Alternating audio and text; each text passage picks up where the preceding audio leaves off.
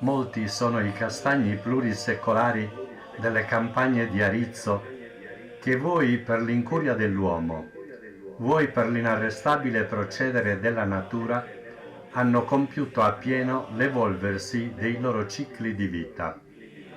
Questi alberi monumento sono generalmente destinati ad essere utilizzati come legna da ardere per riscaldare le case di Arezzo nelle fredde giornate del lungo inverno. Anche questo tronco avrebbe avuto verosimilmente identica destinazione se anni fa non fosse stato trasportato in paese da Gerazia, località ricca di imponenti castagni plurisecolari,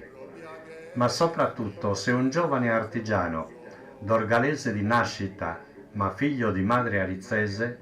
non avesse per così dire adottato quel ceppo che per lui aveva subito assunto le sembianze di una scultura. Il grande tronco secco, informe, abbandonato a subire ogni intemperia, era piantato lì ad Arezzo, nella piazzetta dove fino ai primi anni del 1960 si ergeva la chiesetta dedicata a Sant'Antonio su Vogu, santo che ancora oggi, come da tradizione, viene commemorato nella notte tra il 16 e il 17 gennaio di ogni anno, con un enorme falò propiziatorio allestito in piazza da un apposito comitato di giovani volontari. Il giovane Matteo Carta, piastrellista di mestiere e scultore per passione,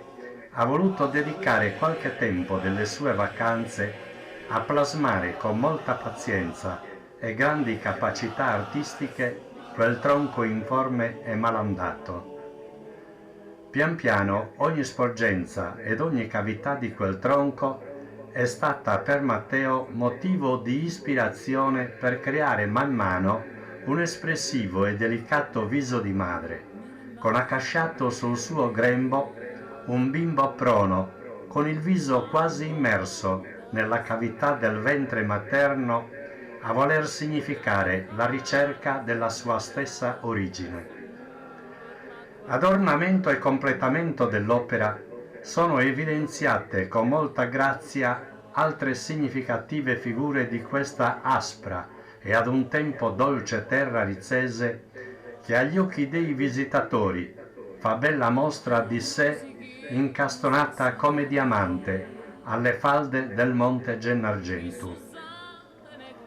La brocca da riempire con l'acqua pura delle fresche sorgenti di cui Arezzo è ricca, ed in particolare nella vicina caratteristica Fontana e Sant'Antoni. Il falco altero, superbo, appollaiato come a guardia del territorio. I cespugli di rosa canina, cui meglio nota come la rosa del Gennargentu. Tutti elementi questi che nell'insieme contribuiscono a rendere i paesaggi arizzesi affascinanti ed al contempo arricchiscono l'opera di tanti particolari. Il frutto di questo meticoloso lavoro si compendia in estrema sintesi in poche significative parole, per cui si potrebbe dire che Matteo è riuscito a trasformare un tronco in forma di castagno in autentica opera d'arte. A Matteo Carta va quindi il nostro sentito grazie per aver voluto regalare ad Arezzo, con animo umile e generoso, quest'opera d'arte frutto della sua spiccata genialità artistica.